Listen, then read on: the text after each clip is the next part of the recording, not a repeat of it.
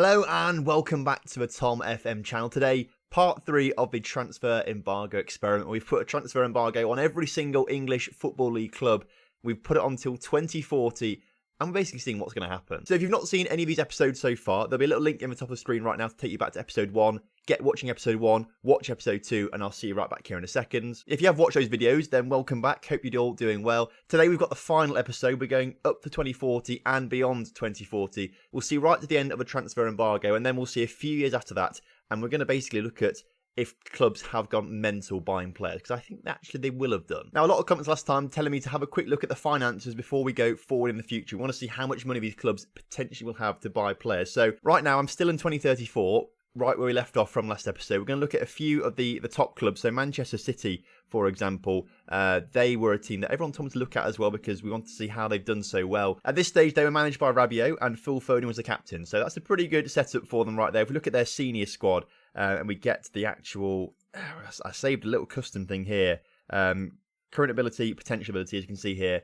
If we look at current ability of some of their players for the Man City side, it's not actually that good of a side, to be fair, but they haven't won a title for a few seasons now, I don't think. So, but they are still second in the Premier League, so perhaps they are still a pretty decent club. Some of those potential abilities, though, are quite decent. 2 on 175, 1 on 117, 169. So that's not too bad, to be fair. Anyway, what we're really here to look at is the finances. So if we go to edit club details in the in-game editor, look at finances, that's a lot of money. I have to seriously look at that number because I didn't put the commas in there, so I can't actually read what it is. But that's over 1 billion, which doesn't really make much sense because the maximum value is only meant to be a billion. But that's £1,084 million they've got in the bank, ready to spend on players come 2040. So Man City have just been saving money up constantly, as you can see. They've got an awful lot of money. According to the game, more money than they actually should be able to have. So we'll see what happens with that. But if Man City have got $1 billion, other clubs like Liverpool, have they got $1 billion, for example? Liverpool, if we look at their club details, look at their finances. No, they've only got 165 million. That is 165 million. There's no commas again, so it's a bit difficult to see the number properly. So why Man City have got all that money, but Liverpool don't have all that money? I'm not entirely sure why. I'm not quite sure what Liverpool will be spending their money on. If we look at their facilities, for example, they've got maxed out facilities pretty much, so maybe it's gone on that. Maybe a little bit on stadium, I'm not quite sure, but I'm a bit confused by that. Chelsea also have a lot of money as well, generally. Let's have a quick look at Chelsea's money before we move on to the future. Finances, for example. Chelsea only got 213 million by looks of things, yeah. So again, they're not in the money. It's just Man City that seems to be in the money. So come 2040, expect a lot of players coming to Man City. So I just thought I'd show you that quickly because a lot of you asked for it. Now, we're going to go and basically go into the future. So I've already actually simulated through this. You can you've got a little back behind the scenes footage here. That's the very first episode. That's the second episode. That's this stage of it now. And this is in the future, 2043. Clubs have had a few years to buy players now. So hopefully we're going to see a lot of transfer movement. Hopefully a lot of money spent as well. Hopefully Man City are going to spend $1 billion because I want to see them get through all of that money. What I would like to see though is Chesterfield still staying at the top of English football. I think that would be quite interesting. So right off the bat, just before we get any further, Kurt Zouma is manager of Ebbsfleet, which is a bit ridiculous. But Adrian Mutu, this must be Adrian Mutu, is the manager of Portsmouth, which again is a little bit of a weird one, those two, but we've seen some it is Adrian Mutu. We've seen some very weird managerial changes. He actually used to be manager of Ebbsfleet as well before Kurt Zouma got there. He's been all around, to be fair, hasn't he? He was also manager of Chesterfield for a while, Mutu. I think he's had, I'd say, a bit of a downward career, but actually, Stockport, Woking, Ebbsfleet, probably all in the Championship or Premier League at some point. Speaking of the Premier League, let's go and have a look at it. We're actually, holders are still Chesterfield, it says up there, so maybe Chesterfield really have started to forge a dynasty. They got the head start, obviously being able to sign players because they're a non-league club in the first instance, but when it wants to load, we can see that Chesterfield have won a lot of Premier League titles, currently second in the table at the start of this season. Let's have a look at the past winners then of the Premier League. So we saw Man City win loads and Tottenham win one, and Chesterfield got 2 in a row, which was quite good. But then Man United got 2 in a row. Chesterfield came second twice. But then again, Chesterfield winning the Premier League for the previous 6 seasons. So, I mean, Chesterfield, I think, they've been the best team in this. They have been the best team. I would love it if they've won a European competition. If we click on them, have a look at their history. Have they please won a European competition? They've not won a European competition, but they've won 8 Premier League titles and 7 FA Cups, 3 Carabao Cups, 7 Community Shields. I mean, it's it's a pretty good little run for them. Unfortunately, nothing in Europe, but we can't have everything, I suppose. Looking at the rest of the Premier League, though, it's not too dissimilar to real life. So despite all of this, nothing's really changed. No more non-league sides in here. In fact, it seems like Chesterfield are the only non-league side that seems to have got here. If we just flick back a few seasons, Reading are just bouncing coming down. We'll look at them a little bit later on. Leyton Orient had a season in the Premier League as well, which is quite interesting. That's very good for them. Watford also getting Champions League at some point, and the City finishing down in 5th at one point as well. Leyton Orient have been there for a few seasons then, because they were 16th the season before that. But flicking through, I can't actually see any more non-league sides in recent years, which is a little bit of a shame. I would have liked to have seen a few more teams. Leyton Orient have been here a few times, actually. So Leyton Orient have flirted with the Premier League. But again, just flicking through, not many getting there, which is a great shame. But at least Chesterfield have made the most of it by winning a few Premier League titles along the way. Now, in this current season, it says -5 points for West Ham and -5 points for West Brom, both for violation of budget rules. Now, I'm not entirely sure what these budget rules are. It might tell us in the actual rules here as to why they've got various point deductions. It's to do with financial fair play rules, because it's got all this waffle here about what it's got to do. But if they stay in the Premier League and fail the financial fair play, they get a -5 point deduction. So West Ham and West Brom, both failing financial fair play. So let's have a look at their finances first of all. Let's see how much money they've got in the club. So finances for West Ham are 7.5 million there? It is 7.5. It is really hard to read these numbers without the commas in them. I just wish they put commas in. That would make it a lot easier to read the numbers. So they've got 7.5 million in the bank, which is plus figures, so that's quite good to see. Let's have a look at their transfer history then. So obviously they can start buying players now. So this past season, 100 million spent. Okay, I didn't actually think they're going to spend any money if they've got the 5-point deduction for financial fair play issues. But no, 100 million spent on a few players there, of course. All regens at this stage of the season now. But if we look back at their previous few seasons, season before that, 89 million was spent, 62 million worth of players sold. The 2041-42 season, 172 million pounds worth of players brought in, and that's a crazy bit of money. But 189 million pounds worth of players sold. So again, okay, they're broke even that season. So I'm not entirely sure what all this is about. 199 million that first season. Perhaps that's what financial fair play could relate to, but that's a bit historic, I think. But this is obviously the first season after the transfer ban.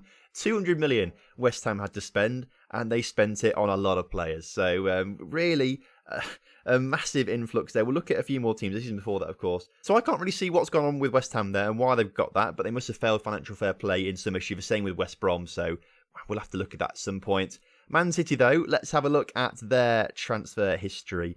Right, so this is the 2039-40 season. They can't make any transfers. Embargo's still in place. The next season, they can make transfers. And they spent... Oh, why is it not going to tell me how much they spent? There's a little bug with this at the moment that tells you... It doesn't tell you the totals sometimes. If we click on staff, back to transfers, transfer history... Okay, 2040-41... I don't know why it doesn't tell me this. It's a bit... One of the many bugs in Football Manager that just is still there in the game. But £284 million spent in that first season. That is ridiculous. 49 spent on Xavi, who obviously not the real Xavi because this is the regen still, but from Barcelona B.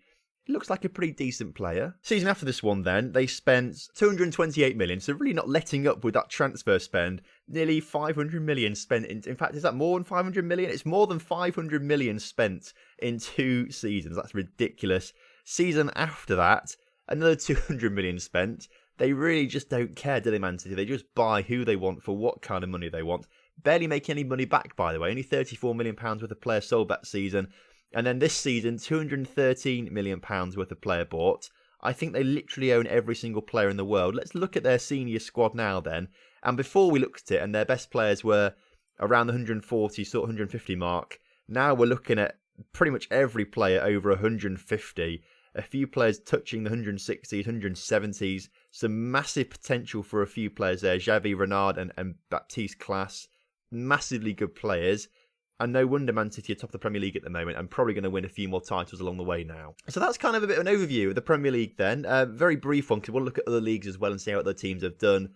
Don't panic though. If you want a more in-depth look at this, In the description, there's going to be a link to download the save file at this stage of the game. So you can literally join at 2043, look through whatever you want. So there'll be a link to Google Drive. I think I'll put it on Google Drive. That's usually what I share things on. So if there's an issue with it, let me know and I'll try and fix it. But it should just work for you. There'll also be a database down there as well. If you want to start your own save right from the start with every club with a transfer embargo until 2040, you can do that as well. There'll be a link in there as well for the database. Anyway, we're going to drop down to the Championship now and have a look at what's gone in the Championship. So currently Leeds and Leyton Orient at the top of it.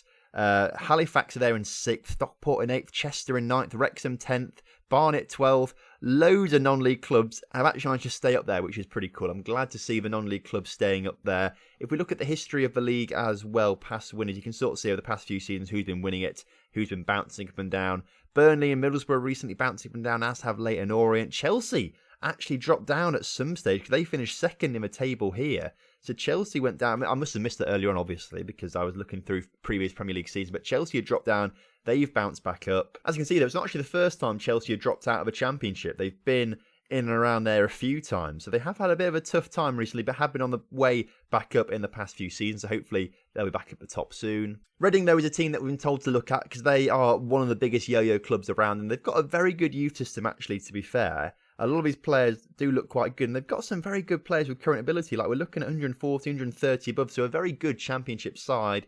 But obviously not quite got that potential. Not quite got those players to make it in the Premier League. You need at least 140, 150 to make it in the Premier League. So they're just lacking that little bit of quality, I think, Reading. That's why they've been bouncing up and down so much. If we look at the overview here, always up and down, up and down, up and down. Had a bit of solid time in the Premier League for a while, finishing as high as 11th one season, but again, just up and down, up and down. We'll have a look at Reading's transfers as well. Let's see what kind of money they're spending as a yo-yo club, for example. So, this is the 2039-40 season, no transfers. Season afterwards, they made...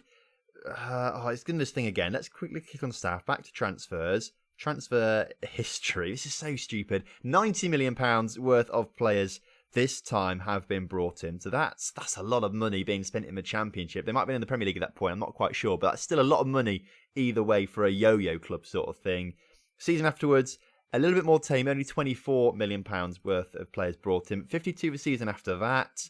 17 in this season. So not actually, they've slowed down this season as they're still in the Championship, I suppose. But a lot of money still being spent by a yo-yo club that's half in the Championship, half in the Premier League. That's a lot of money. It's also a shame that Kurt Zuma isn't doing any good at Ebbsfleet. You know, I'm expecting Kurt Zuma to do a lot of stuff with them, but clearly he's not. Into League One this time, and top non-league clubs: Aldershot, Fylde, Sutton, Dulwich Hamlet. Looking down the list, Boreham Wood are there, York, Salford, Tranmere, Hartlepool. A few of them are there, to be fair, which is interesting. But there is a few that have dropped down. Hull are perhaps the biggest club that have dropped down. 7th, Forest there as well, also 3rd in League One. Actually, Villa dropping down all the way to 20th in League One at the moment. That's a big one for Villa. How have they done in recent seasons? Aston Villa, just a slow decline, really, if we're being honest with ourselves there. If we look at their players as well quickly, look at current ability, 120s, 118s, probably actually not good enough for League One, and that's why they're 20th in League One right now. That is probably more of a League Two squad, I think. So their first season after transfer embargo came in, they didn't actually spend any money at all. They just got loan players in and players on free transfer, but sold £2.3 million worth of player. Season afterwards, only 56k. Season after that, 425k, so that's a little bit more. 200k in the season we've just had, or the season going on right now. So Aston Villa had a real fall from grace, and clearly, financially, just aren't what they are in real life at the moment. Their finances are very poor. That's £1.5 million in the bank. That's really not a lot at all. The wage budget's only £61,000 per week, which isn't a lot really for League One, and especially for a club like Aston Villa. So things have really gone downhill for Villa, and it's just one of those situations, I suppose, where some clubs survive this embargo and some clubs just can't. Dropping down into League Two now, more non-league clubs: St Albans, Billericay, Curzon Ashton, Nuneaton, Woking, Darlington, Kettering, Boston, Torquay, Solihull, Bromley, Altrincham, Chorley. A lot of them are there. Lots and lots and lots of real Football League clubs that we see in real life at the moment. Just completely out of it. We'll try and search for a few of them.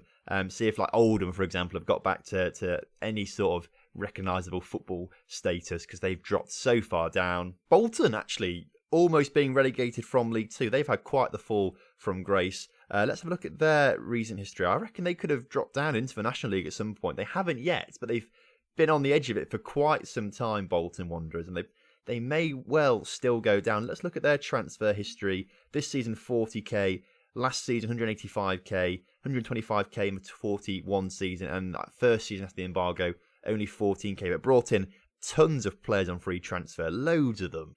The National League now, and this is where we start to see some of the proper weird stuff going on. For example, Huddersfield, they're top of the National League right now, so they're starting to make their way back up, but they've had an absolutely awful time. Never dropping out the Vanarama national system, but they stayed in the National League North probably. I assume it's the North because they're quite far north. Stayed there for quite some time though, I've got to say, and finally got promoted 2 seasons ago, and now looking for promotion back to the Football League. So the transfer embargo really didn't work very well for them, but since they've got the ability to sign players again, they have started to actually massively climb up. That's very accelerated growth, that is. A promotion there, nearly back-to-back promotions, looking like they're going to do it this season instead. Looking at their transfer history, this was the first load of transfers that they made after the embargo finished, and £87,000 for a National League North side. That's a lot of money to be spending, to be fair, so fair play, actually. I mean, they have got the money still to be able to bring those kind of players in. The season afterwards, this is their promotion season. They spent nearly £300,000. So again, no wonder they went up. Last season, actually, I should say, only 4.5k spent, but obviously they didn't need to improve the squad that much because I say that they did bring in a lot of players on free transfers, so maybe they did have to improve the squad quite a bit. But they nearly got back-to-back promotions, and then the season we've just had only £8,000. So they had that initial big spend, but since they're not feeling the need to spend at all, whereas we've seen Man City spend 200 million at least every single season. Into the north then, and a few recognisable Football League clubs such as Oxford, Carlisle, Mansfield, Port Vale and Rotherham, all in the National North, hopefully making their way back up soon, or their fans will be hoping to make their way back up soon. If we look into the south as well, less recognisable teams there. Newport County are there and things like that, but still not seen Oldham. Now Oldham, of course, they seem to have had the worst time possible. Oldham still not in any recognisable league by looks of things, still not getting out of anything. Their last time they were in the Vanarama National League North was the 35-36 season, got instantly relegated. So they're still in the Midland Football League, which they've actually dropped down even further, because last time I think they were one below the Vanarama National Regional Leagues, the North and South. This time the Midlands Football League, that's just obscure, isn't it? That's ridiculous how far they've dropped down. I mean, they've won a championship title, which means at some point in their history, Oldham have been in the Premier League. Like, can you actually imagine a former Premier League side dropping down to the Midlands League? I mean, it's unthinkable, but this is what's happened to Oldham, because they just could not adapt. They couldn't get the regens coming in. They couldn't make any transfers, obviously, but they couldn't bring in good quality regens, and they've just suffered so much. That's it. They're just obscure, a nothing team now. I would say let's have a look at their transfer history, but really there's not going to be anything there at all. A few players coming in on free transfers, but like it's not going to affect any. Loads of players in that first season on free transfer, loads and loads, but obviously they've stuck with those players because they've not really signed anyone in recent seasons. And to be fair, it's not like these players are actually bad. Like if we're looking at 80, 81, 64, 62, 61, that is, I mean, it's probably just outside Vanarama National North and South sort of thing, but there are still probably players there that could play at that level, probably should be playing at that level. So Oldham probably should get back there at some point. It's just going to take a long time to rebuild. If we go to the National League North and we look at Coalville, for example, down here in the relegation zone, let's have a look at their team. How good are these players in comparison? To be fair, the current ability, it's not that much different. I mean, they're more consistently into the 60s and things like that, but it's not massively different to Oldham. So with a bit of luck, Oldham hopefully will bring themselves back into the Football League. It might just take another 100 years or so. So quickly, we'll look at the Cups, then we'll look at England, and then we'll finish off this experiment. Quite nicely, actually. It all fits onto one screen from 2019-20 in that first season that we simulated. Actually, that's the second season, isn't it? Well, from the second season we simulated, from there, Liverpool, all the way up to this recent one, here are all the different winners of the FA Cup. And actually, the same few teams seem to be appearing over and over again. Chesterfield winning quite a few. Arsenal have won a few. Brighton have won the odd one. Man City have won a few. So it's the same few teams appearing, and it's mostly won by the same clubs. Carabao Cup is even more one-sided. It's literally just gone to Manchester pretty much. Manchester United or Manchester City winning it. Chesterfield with a few in recent seasons. Southampton have won the odd cup as well. Watford have got to a few finals, but it's domestic cups. They've been pretty much won by the same few sides. If we have a look at the Europa League then, if we look at past winners of it. We're looking for English clubs. Chelsea have won it at some point. Arsenal, Liverpool there. Arsenal again recently, and Arsenal twice. So Arsenal have been the most successful English side in the Europa League, which is good to see. Southampton have managed to get themselves to 3 finals that I've seen. 3 finals, lost them all, which is, again, very frustrating for Southampton fans. Looking down, Slavia Prague got to the final 1 year. That's pretty decent. So have Copenhagen. That's also pretty decent. I'd love to see that kind of little, clubs you wouldn't expect to get to the final actually reach the final. That's quite good. A range of teams there winning it. Arsenal, obviously, the most from England. And if we look at the Champions League recent winners, we've seen Man City win it twice, Arsenal win it once.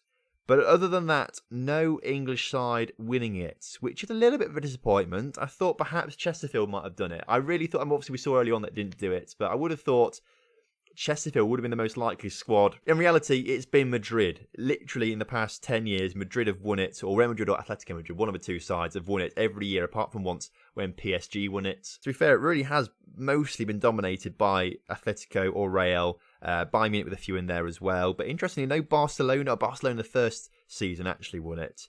But other than that, no Barcelona. Okay, I take it back. Barcelona won it a couple of times, been in the final a couple of times as well. Ignore what I said. On to England then. Let's have a look at how they've done. Now, last time we saw them, they won another World Cup and they won a European Championships, which is really, really good. Currently managed by David Perkins, who I don't think I know, unfortunately. Looks very, very good for 61 years old, though. Looks very good for 61 years old. Right. Where did he play when he was a player? In real life, at the moment, currently plays for Wigan, but before that, played for Blackpool, Barnsley, Colchester, Stockport. Chesterfield have been there as well. They've had him a few times. But started his career off at Morecambe. Since then, went to Rochdale and Tranmere. So he's not a player that I'm afraid I've heard of before, but clearly he's had a very good career. What's his milestones been as a manager then? He started off as assistant manager of Blyth, then went to Curzon Ashton, Telford, Hull, Norwich, Liverpool, Stoke, and now England. I mean, it's not bad, is it? So look at England's history then. How have we got on? Only 2 World Cups, so not won a World Cup since last time, or another European Championship. So we have won 3 European International Leagues. That's the UEFA Nations Cup, whatever it is at the moment, that no one's really too fussed about or quite knows what it is. That's a bit disappointing. I wanted to see us win another World Cup in there. I thought we might have done with the amount of good regens that would have been coming through towards the end of the transfer embargo. If we look at the senior squad, though, search it by potential ability, I should say. Ed Piper's still there, but obviously getting on quite a bit now. He must be way into his 30s now, which is why his current ability is starting to drop at 35 years old. So he's still a very good goalkeeper, but not quite what he used to be. Some good players with potential, though. Loads over 170.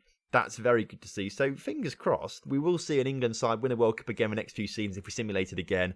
Of course, we're not going to, though, which is a little bit of a shame. Of course, if you choose to download this and you want to simulate even further in the future, please feel free to do so and tweet me. I'm on Twitter. There's a link in the description. If something good happens, tweet me about it and I'll retweet it and share it on here and things like that. So if that's what you're into, do it. So that is that then for the transfer embargo experiment. It's gone down pretty well. So in the future, we will do another one, probably encompassing more European leagues as well. It'll be a bigger one. I think we'll go on for longer as well, I think. So we'll investigate that in the future at some point. Next week, next Wednesday, we're going to have a brand new experiment. Theoretically, we're going to be making San Marino the best team in the world. We're going to do it with a bit of trickery from the pre-game editor and the in-game editor, hopefully just try and boost a few hidden stats that really push the San Marino FA to really want to develop top quality players. We'll download a few San Marino leagues as well. Hopefully that might make an impact as well. But hopefully in the next experiment, we will be making San Marino the best team in the world and try and win them a World Cup. So if you're looking forward to that, please do subscribe to the channel so you don't miss out on any future videos just like that one. If you enjoyed this video, please do drop a like on it. And I'll see you next time, I suppose. Either a link in loco if you've not been watching that. There'll be a link on screen now if you want to watch that. I highly recommend it. It's a really good series that we've got going on for quite a while now. So catch up with that one. You can watch another experiment as well. Or just subscribe to the channel and I'll see you for the next one when it comes along next week. So thank you very much. Goodbye.